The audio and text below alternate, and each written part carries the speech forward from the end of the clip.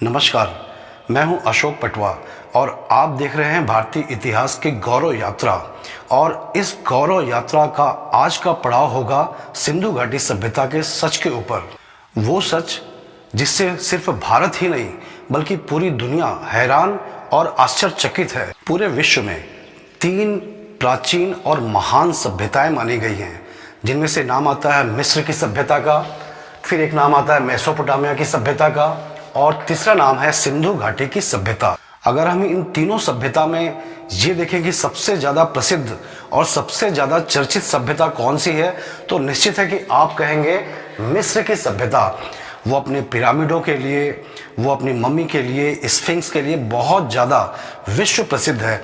लेकिन अगर हम इन तीनों सभ्यता में बारीकी से विवेचना करें, बारीकी से अगर इनको ध्यान दें, तो इन तीनों सभ्यता में सिंधु घाटी की सभ्यता न केवल आगे थी बल्कि बहुत ज़्यादा विकसित थी। क्यों? क्योंकि सिंधु घाटी सभ्यता के पास एक शहरी जीवन था, विकसित शहरी जीवन। और तो और यहाँ पर वेल प्लान्ड सिटी स्थापित किए जाते थे, और तो और यहाँ पक्के मकान पक्के ईंटों से बनाए जाते थे। और सबसे खास बात सिंधु घाटी सभ्यता की कि हाई टेक ड्रेनेज सिस्टम, नाली व्यवस्था, ये उसकी अद्भुत विशेषता थी। तो इन विशेषताओं के कारण सिंधु घाटी की सभ्यता अपनी समकालीन मेसोपोटामिया और मिस्र की सभ्यता से बहुत ज़्यादा विकसित और बहुत ज़्यादा आगे थी। एक अजीबोगरीब सा संयोग देखा गया कि इन तीनों ही सभ्यता, चाहे मिस्र हो, चाहे मेसोपोटामिया हो, चाहे सिंधु घाटी की सभ्यता, तीनों के निर्माता एक ही लोग थे। कौन लोग थे? तो वो लोग थे भूमध्य सागरी, या जिनको द्रविड़ भी कहा गया। रही बात सिंधु घाटी सभ्यता की, तो आईआईटी खड़गपुर का ये नया रिसर्च आया है कि इस सभ्यता की शुरुआत 9000 ईसा पूर्व BC 9000 से हो चुकी थी। लेकिन हमको मालूम है कि किसी भी सभ्यता का एक चरम अवस्था होता है, मतलब वो विकसित दौर होता है।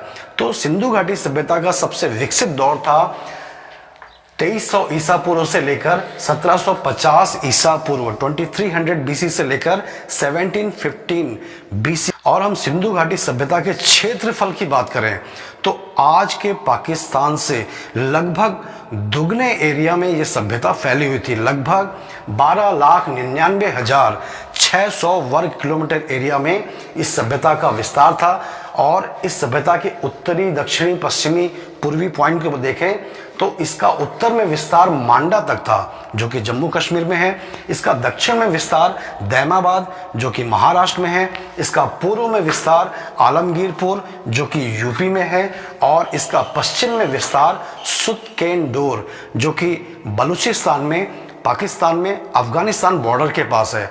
अगर हम इस सीमा का एरिया देखें तो पूर्व से पश्चिम लगभग 1600 किलोमीटर चौड़ी थी और उत्तर से दक्षिण लगभग 1400 किलोमीटर, 1400 किलोमीटर तक ये सभ्यता फैली हुई थी। सिंधु घाटी सभ्यता की खोज बहुत ही रोचक है। इसका सबसे पहला उल्लेख चार्ल्स मैसन के द्वारा, ये चार्ल्स मैसन नाम लिखा हुआ है, इनके द्वारा 1826 में किया गया, लेकिन इस ओर कोई ध्यान नहीं दिया गया। फिर दूसरी बार हम देखते हैं, दूसरी बार कब? 1856 में, जब ब्रिटिश शासन में रेल लाइनें बिछाई जा रही थी। लाहौर और कराची के बीच जब रेल लाइनें बिछाई जा रही थी 1856 में, तो अनेक जगह पर बहुत पुरानी वस्तुएं, बहुत पुरानी ईंटें, बहुत पुराने बर्तन ये निकल रहे थे। तो एक फिर से अंदेशा हुआ कि यहाँ कोई ना कोई पुरानी सभ्यता दबी हुई है, लेकिन फिर भी इसको अनदेखा कर दिया गया। फिर उसके बाद एक आर्कियोलॉजिस्ट आए, कनिंघम, उन्होंने हड़प्पा टीले की खोज भी किया, मतलब खुदाई भी करवाया, लेकिन उनको कुछ भी नहीं मिला, वो भी छोड़ छाड़ के चले गए। अंततः जब भारतीय पुरातत्व विभाग के डायरेक्टर जनरल बने जॉन मार्शल, तो उन्होंने 1921 में हड़प्पा नाम की जगह की खुदाई करवाई। तब से अब तक लगातार खुदाई जारी है और अब तक हम देखें तो 1000 से भी ज़्यादा स्थल, पॉइंट इस सभ्यता के आज तक ढूंढे जा चुके हैं। और इन 1000 स्थलों में सबसे ज़्यादा स्थल अगर कहीं से मिला है भारत पाकिस्तान में, तो वो गुजरात राज्य से मिला है। इस सभ्यता में 1000 जो स्थल पाए गए हैं, उनमें से सिर्फ 6 को महानगर का दर्जा दिया गया। इन 6 महानगरों में 3 आज के पाकिस्तान में थे और 3 आज के भारत में थे। सबसे पहले खोजा गया स्थल था हड़प्पा, और हड़प्पा की जब खुदाई की गई तो यहाँ से मिला स्वास्तिक का चिन्ह। स्वास्तिक का चिन्ह, जैसा कि आप जानते होंगे कि आज भी भारत में पूजा पाठ पवित्र अवसर पर इस चिन्ह का प्रयोग बराबर होता है। इस चिन्ह का प्रयोग हम आज से नहीं कर रहे हैं।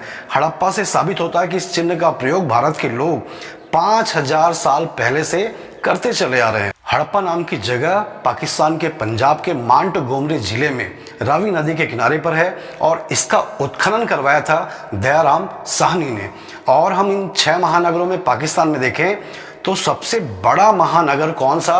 मोहनजोदड़ो, जिसकी उस समय जनसंख्या थी 5000। अभी जो नई नई रिसर्च हो रही है, इन नए रिसर्च के अनुसार अब हड़प्पा सभ्यता का, सिंधु घाटी सभ्यता का सबसे बड़ा महानगर मोहनजोदड़ो को नहीं बल्कि राखीगढ़ी को माना जा रहा है। राखीगढ़ी कहाँ पर? ये हरियाणा से मिला है। इसके उत्खनन में बहुत सारी चीजें मिली है। हम देखें मोहनजोदड़ो का उत्खनन, खुदाई करने का कार्य जो है वो आर.डी. बनर्जी के द्वारा 1922 में किया गया।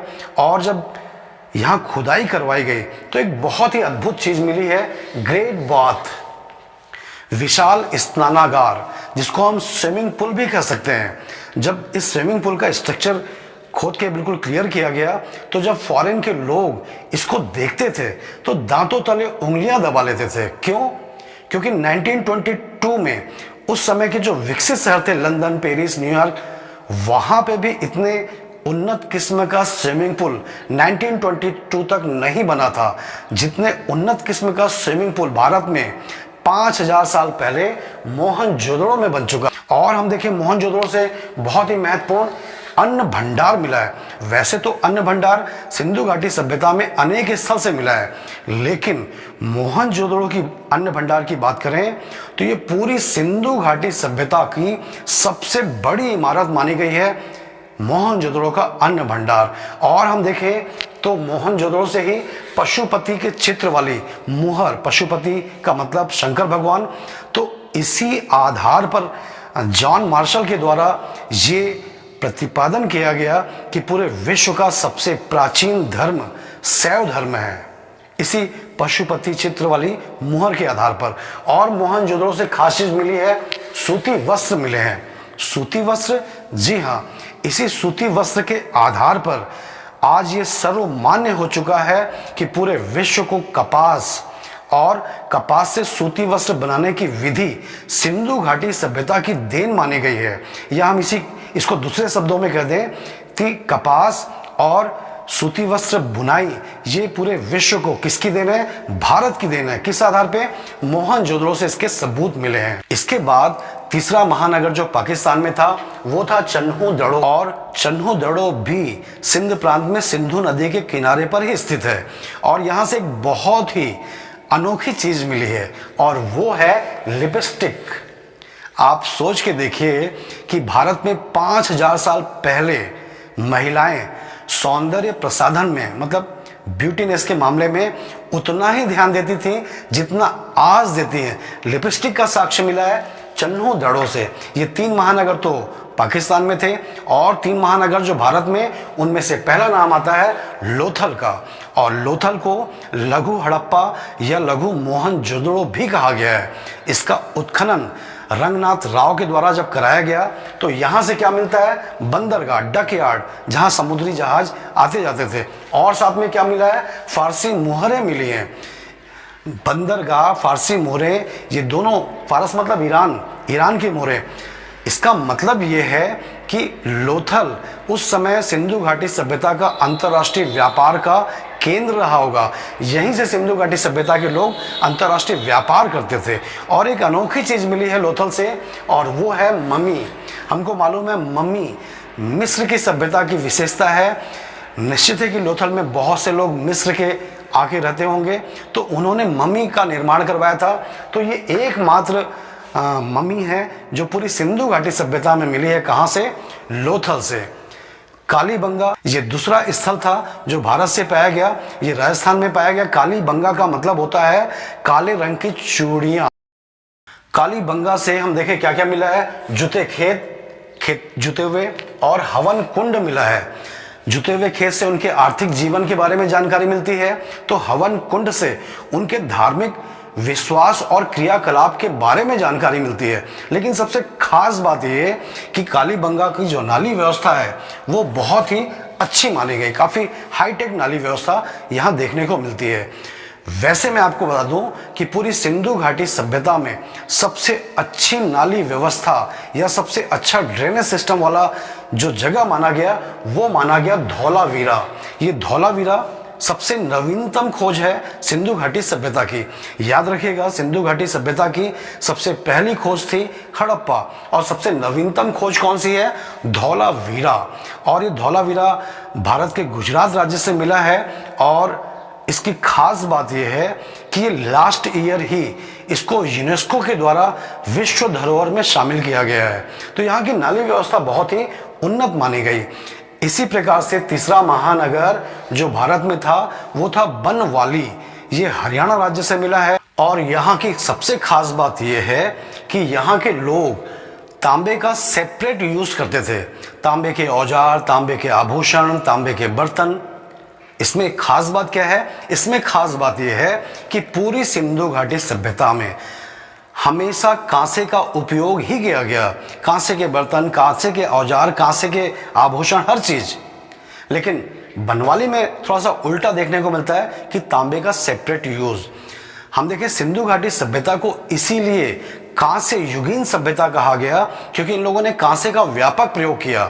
आप सोच के देखिए कि सिंधु घाटी सभ्यता के लोगों का रसायन का ज्ञान कितना बढ़ चुका था कि उनको तांबा और टिन दोनों आपस में मिलाकर कांसा निर्माण, कांसा मतलब ब्रॉन्ज होता है, कांसा निर्माण की विधि की जानकारी हो चुकी थी। सिंधु घाटी सभ्यता की सबसे यूनिक, सबसे खास विशेषता अगर कही जाएगी तो वो कहा जाएगा इनका नगर नियोजन, नियोजित नगर प्रणाली। मतलब नगर, शहर प्लान करके बसाए जाते थे। जैसे आज के समय में चंडीगढ़, बेंगलुरु, इस टाइप के नगरों को प्लान करके बसाया गया। बिल्कुल उसी पैटर्न पर सिंधु घाटी सभ्यता के लोग नगर का निर्माण करते थे और उच्च स्तरीय नागरिक जीवन जीते थे। और इस सभ्यता के नगरों की अगर सबसे प्रमुख विशेषता की बात होगी तो वो बात होगी उनकी नाली व्यवस्था की। काफी उन्नत नाली व्यवस्था उनकी सबसे अच्छी व्यवस्था थी। पूरे शहर की गंदगी नाली के माध्यम से नदियों में बहा दिया जाता था। आप कल्पना करके देखिए कि आज के समय के विश्व के सारे शहरों की सबसे मुख्य समस्या अगर कोई है तो वो नाली व्यवस्था या ड्रेनेज सिस्टम है। जबकि 5000 साल पहले के भारत के शहरों की सबसे अच्छी विशेषता क्या थी, ड्रेनेज सिस्टम, नाली व्यवस्था। आपको जान के आश्चर्य होगा कि सिंधु घाटी सभ्यता के लोग मात्र सत्तात्मक में विश्वास करते थे। मतलब इनके यहाँ का समाज ऐसा था जहां पे माता की सत्ता होती थी। परिवार में पिता की भूमिका प्रमुख नहीं होती थी बल्कि मां की भूमिका यहां पे प्रमुख थी। इस सभ्यता के लोगों का मुख्य व्यवसाय क्या था, कृषि और व्यापार। कृषि में मुख्य रूप से गेहूं और जौ उगाते थे और इसी को विदेश बेच दिया करते। इसके अलावा हम देखें तो पशुपालन भी इनका अन्य प्रमुख व्यवसाय था। और पशुपालन में हम देखें सिंधु सभ्यता के लोगों के जीवन में पूजनीय पशु था बैल या सांड। और एक बात, आज भी ये माना जाता है कि सिंधु घाटी सभ्यता के लोगों को घोड़े का ज्ञान नहीं था, लेकिन लोथल से छोटी छोटी घोड़े की मूर्तियां मिली हैं, सुरकोतरा से घोड़े की हड्डियां मिली हैं। इन सब बातों से अब ये प्रमाणित हो चुका है कि सिंधु घाटी सभ्यता के लोगों को घोड़े का ज्ञान था। हाँ, ये कह सकते हैं कि सिंधु घाटी सभ्यता के लोगों को शेर का ज्ञान नहीं था। सिंधु घाटी सभ्यता के समाप्त होने के कारण बहुत सारे बताए गए हैं। सिंधु घाटी सभ्यता के समाप्त होने के कारण में कोई कहता है कि बाढ़ के कारण ये सभ्यता समाप्त हो गई। कौन कौन कहता है, मिस्टर मार्शल कहते हैं, मैके कहते हैं, राव कहते हैं। इतिहासकारों ने बाढ़ को कारण बनाया, जबकि कुछ इतिहासकार आर्यों के आक्रमण को सिंधु घाटी सभ्यता के समाप्त होने का कारण बताते हैं। उनमें से प्रमुख है व्हीलर, गार्डन चाइल्ड और पिगट। इसी प्रकार से कोई कहता है कि भूकंप के कारण, कोई इतिहासकार कहता है महामारी के कारण, कोई कहता है कि जलवायु परिवर्तन के कारण। मतलब इस विषय को लेकर इतिहासकारों में सर्व मान्यता नहीं है। सभी इतिहासकारों की मान्यता अलग अलग है। तो फिर हम क्या माने? हम ये कह सकते हैं कि इनमें से कोई भी एक कारण इतने बड़े क्षेत्र 12,99,600 वर्ग किलोमीटर इतने बड़े सभ्यता को समाप्त करने में पावरफुल नहीं था। अगर हम एक बात करें बाढ़ की, तो बाढ़ से भी इतना बड़ा क्षेत्र कभी डूब नहीं सकता। आर्यों के आक्रमण की बात करें तो आर्य इतनी बड़ी संख्या में भारत में आए ही नहीं थे कि इतने बड़े क्षेत्र की सभ्यता को समाप्त कर पाए। तो कहने का मतलब यह कि सारे कारण एक साथ एक समय में उपस्थित हो गए होंगे और यही कारण है कि यह सभ्यता समाप्त हो गई। लेकिन हम ध्यान से देखें तो ये सिंधु घाटी की सभ्यता कभी समाप्त हुई ही नहीं, बल्कि आज भी मौजूद है। ये सारे के सारे संकट जब सिंधु घाटी सभ्यता के लोगों के सामने आए तो वो कुछ समय के लुप्त हो गई, समाप्त नहीं हुई, लुप्त हो गई। और बहुत जल्दी जब भारत में वैदिक सभ्यता आर्यों के द्वारा स्थापित की गई तो खासकर उत्तर वैदिक काल में ये सिंधु घाटी सभ्यता के लोग जो हैं आपस में मिक्स हो लिए और इसी मिश्रण का नतीजा है कि आज भारत में हम लोगों के बीच में सिंधु घाटी सभ्यता की अनेक सांस्कृतिक विशेषताएं बड़ी आसानी से देखी जा सकती हैं। चाहे वो लिंग पूजा हो, चाहे वो शिव पूजा हो, चाहे वो बैल की पूजा हो, चाहे स्वास्तिक चिन्ह हो इत्यादि। यूट्यूब पर अनेक एजुकेशन चैनल हैं जैसे Utkarsh classes, wifi study, Khan sir. अगर आपने इनके वीडियो एजुकेशन वाले देखे हैं तो आप कमेंट में जरूर बताइएगा कि ये वीडियो आपके कॉम्पिटिटिव एग्जाम की दृष्टि से आपको कैसे लगा। कमेंट में जरूर बताइएगा। अच्छा लगा हो तो वीडियो को लाइक करिएगा, चैनल को सब्सक्राइब करिएगा और जो भी जरूरतमंद है उस तक शेयर करके पहुंचा भी दीजिएगा। धन्यवाद।